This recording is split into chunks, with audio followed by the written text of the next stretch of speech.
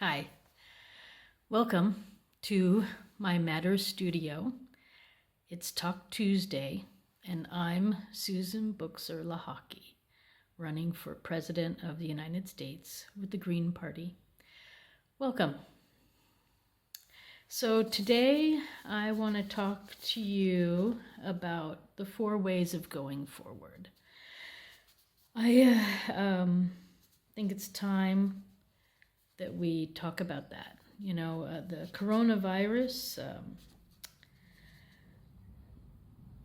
really disrupted our normal life. But I'm often a person who believes in the idea that when you're given lemons, you make lemonade. So I think from the, stay-at-home orders, the lockdowns and curfews and everything, not only in the U.S. but around the world, has been sort of a blessing in disguise.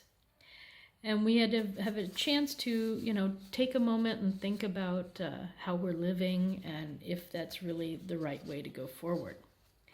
So for me, as you know, I had my plans already. I had some things that I wanted to do and bring to the U.S.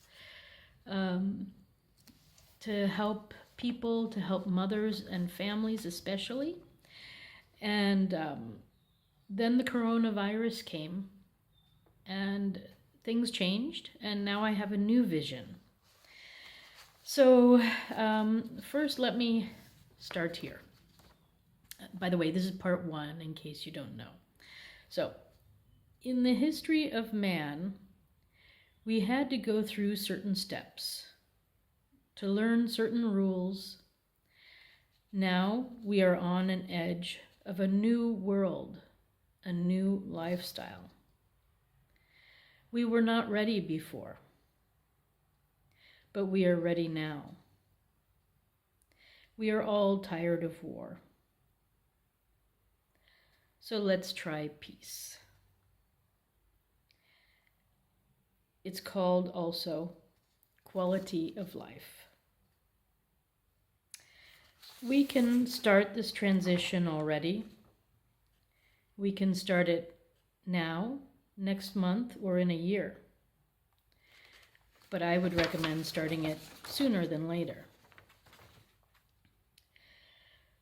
So one of the things that is part of this transition, in my opinion, is the concept of human rights.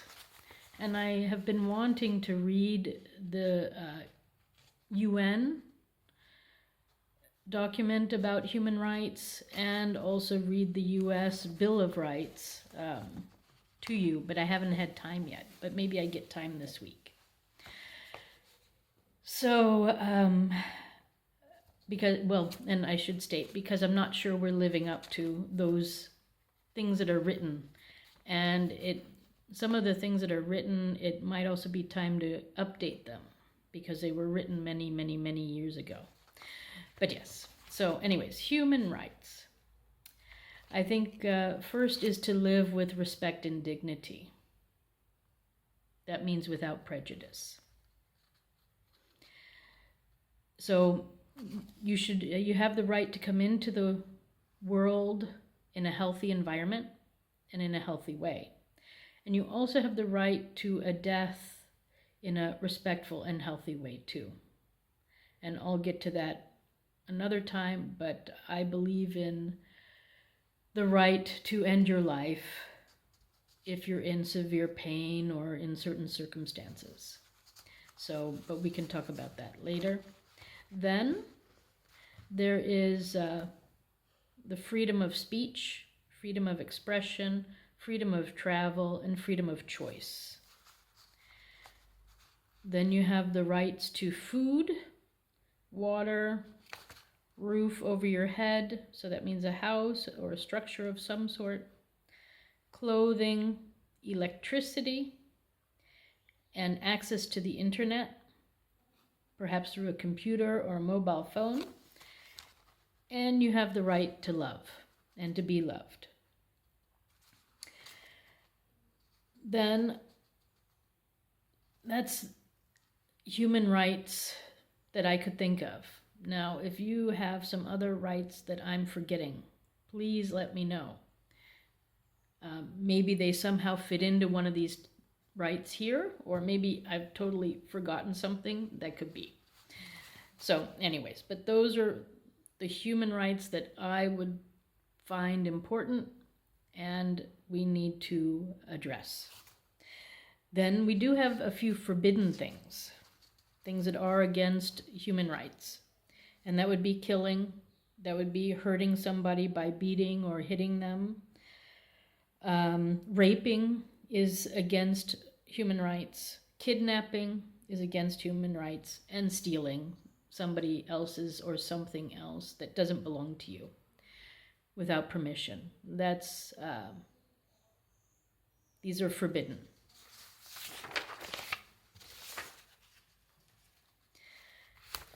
Then, I think a lot of times we try to go against nature.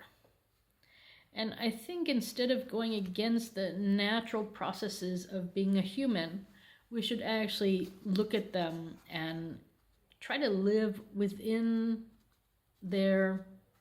our nature. So, obviously we come into this world as a baby and we have to grow. And we do. And we also have a lot of learning to do. And so, education is important, really. And I want to read a quote to you from Malcolm X, which is, "Education is the passport to the future, for tomorrow belongs to those who prepare for it today." And that's by Malcolm X. And it's true. Education is the passport to the future. So we need to prepare our children until they're, 16, 17, 18, 20, to be, to have a certain amount of information that they can be thinking adults. And through this education, I foresee a change in our current education system where we go more year-round with 2 weeks off at periodic times, and maybe around the New Year time we have 3 weeks off so that people can go on an adventure in wintertime.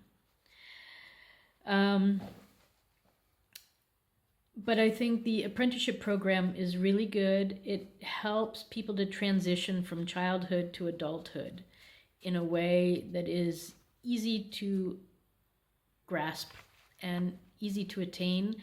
And then once you're in adulthood, then you can change and do something else that your heart desires. But going from childhood to adulthood, it's a difficult step. And I think we're making it more difficult on our own children today than it has to be. So I think the answer for that is the apprenticeship program. So yes, and then, there's a certain period of time in your 20s and 30s where it's the best time to make babies. Now, I know I don't want to pressure anybody, but I think part of the reason why people are waiting so long is because they're not financially stable. And that's a huge part. You can't take care of a family if you've got school debt that you can't pay off, or you don't have a job, or, just multiple reasons. So of course you're not going to start a family until you're 40 or 50, until you have security. So, however, the best time to make babies is in your 20s and 30s. And for women after 40, the eggs really, you stop producing eggs. And at 50, you really stop producing them. You go into menopause. So anyway, I think in the 20s and 30s, it's time for training to be parents, because also being a parent, you learn so many skills, so many crisis skills, so many cooperation skills.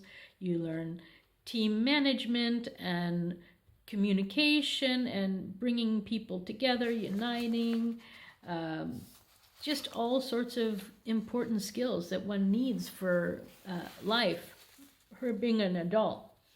So I think we should change our thinking about becoming a parent and see it as a stepping stone, like the next stepping stone to becoming an adult, and a real full adult, or a real full leader, or a mature person. It's part of the training. You know, we have education that we need, but we also need personal teamwork skills that can only, well, not only, but can be gained at the best way is by being a parent.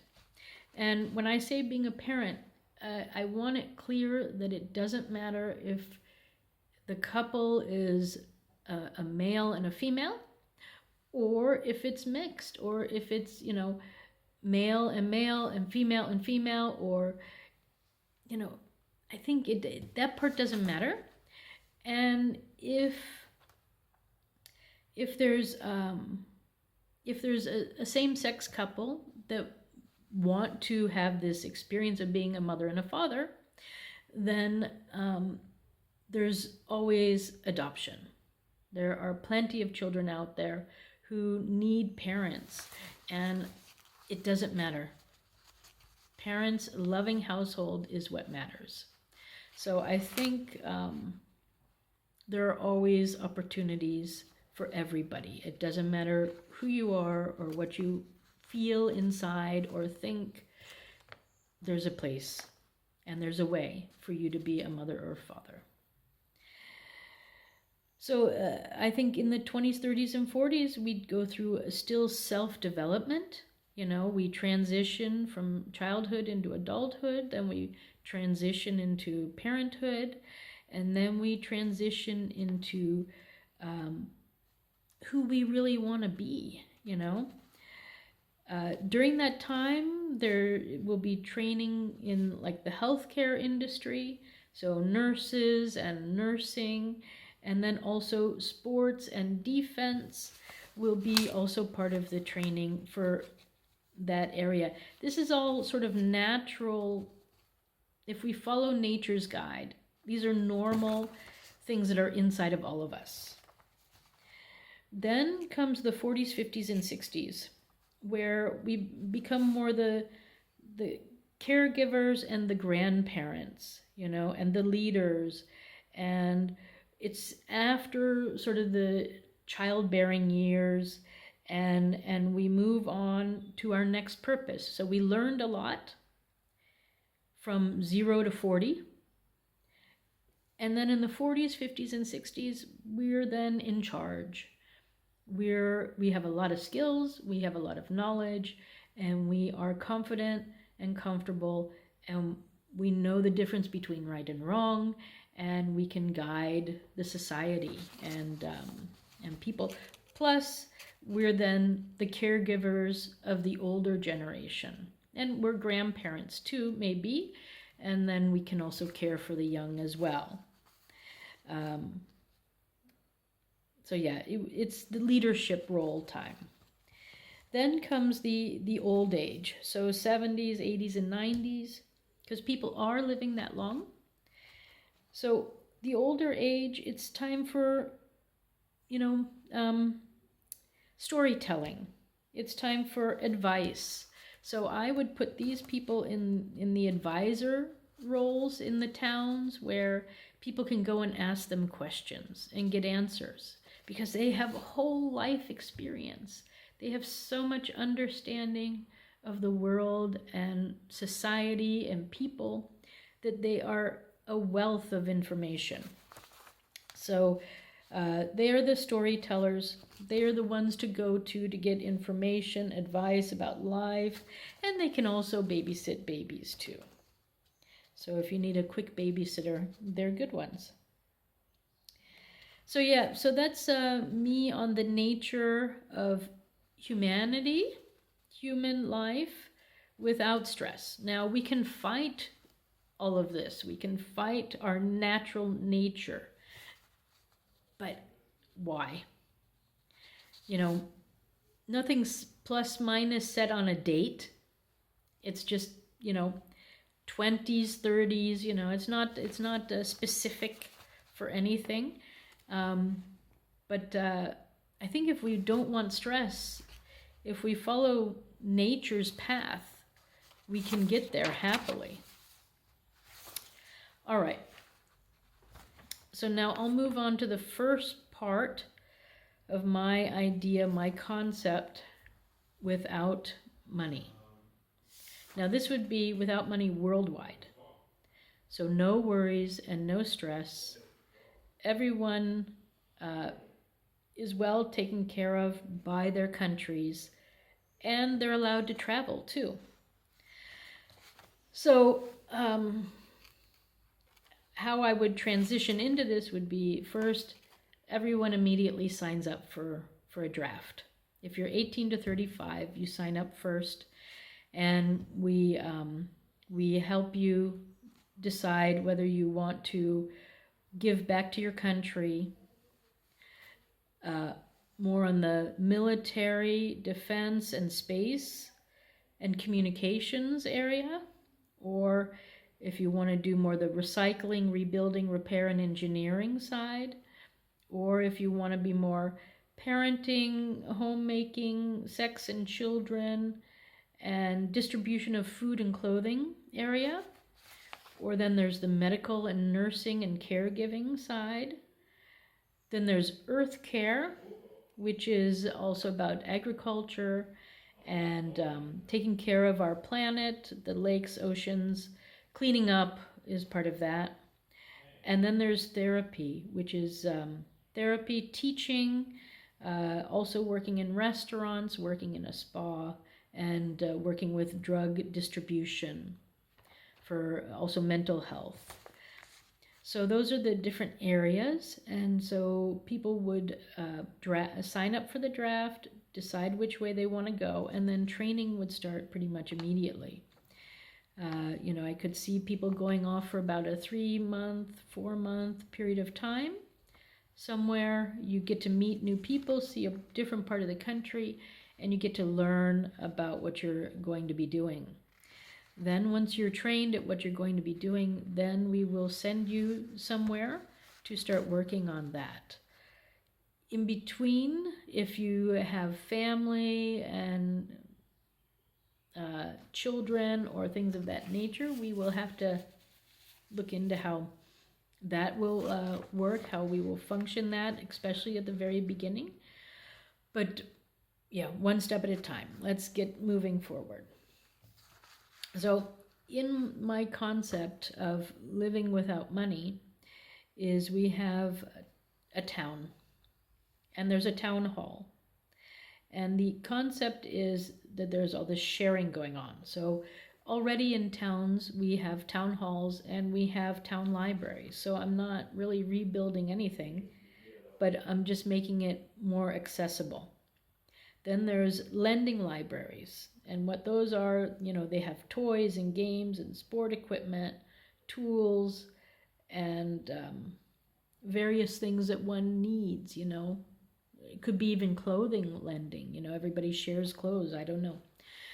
But so that's the lending idea, the sharing idea. Then we have spaces that we'll share too, like swimming pools and baseball fields and track fields and hospitals and spas and childcare facilities with old folks' homes nearby. Relaxation areas, so parks, and conflict and advised offices. So again, I'm not rewriting anything here. I'm just specifying that these are your rights, would be your rights as a, living without money person. You could just go and use these things whenever you wanted.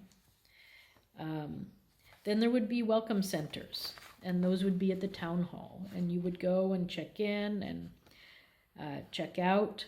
If you were coming into the town to live, you would check in naturally, and if you were going to be leaving, then you would check out. Then there's Other things that you could share would be also cars and bikes and rollerblades and bowling alleys. Um, yeah. Then there would be naturally housing for single people, housing for families. Then, of course, there's always that unfortunate moment when there are actually orphans and older people whose children are not living nearby, or just older people who want to be around other older people. So there's that. So that's what the towns would offer. Every town would have these things, plus a distribution area, and yeah, well, we'll go over the real town plan another time. But so this is we start with training, then we start sort of reorganizing, looking at each town to see if it has what it needs to be all it can be. Then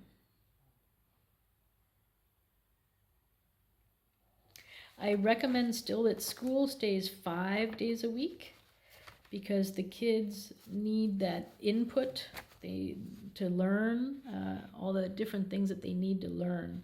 That part's important. So, but I would recommend that I would have the children come home at lunch, and that way they get some fresh air and they get a break from other kids and they get to see their parents. You know, with the concept of, working without money, certainly someone will be home and available in the family. So yeah, and then working, I see people working 2 to 3 days a week. And then you have all that other time for your hobbies and for your children and for other things that need to be, worked on.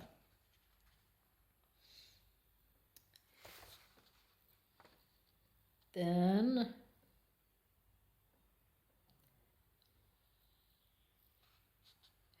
I think one of the main things is that there's a big gap between people who have a computer and people who don't.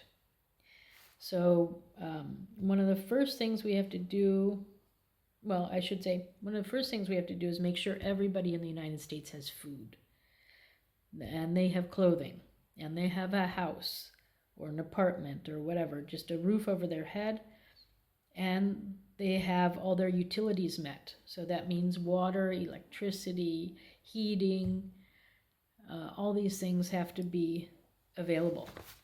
Then some people don't know how to drive a car. So we need to start teaching them how to drive a car so that they can, if they want to rent out the car for the day from the town, they can, and then they can drive someplace. With that said, in my other talks that I've given, my plan was also to make public transportation available.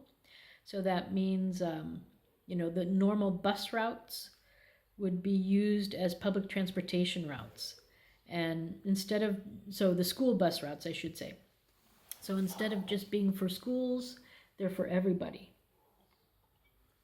So when your child goes down to the bus stop, there might be adults there also waiting to jump on the bus, so that there's not just kids on the bus, there's adult supervision, and it brings all the generations together, which makes for a happier environment.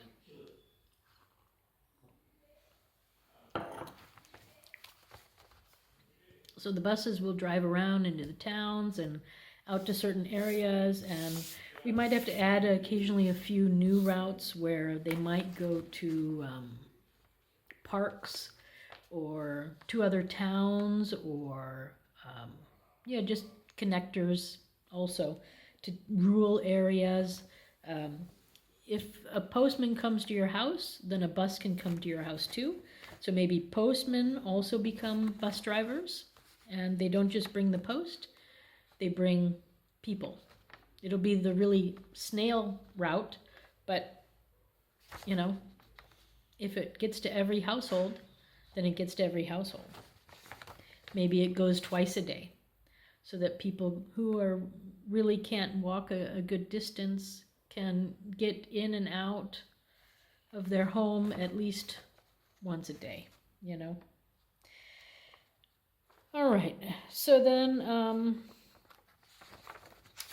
the other thing too is that people, the driving, and then also people have the right, like I said, to internet and to a computer and a mobile phone. So people who don't have a computer and don't have a mobile phone will be given one. And then everybody will have access to the internet, to communication, and we'll be all connected then. Then number 2 is to train, to start the training. And once the training's done, then you start working, you know, you have your other job, and then you have the job that you're doing for the community, for your town, for your government, for as a citizen. Instead of paying taxes, this is sort of the tax that you pay, your time.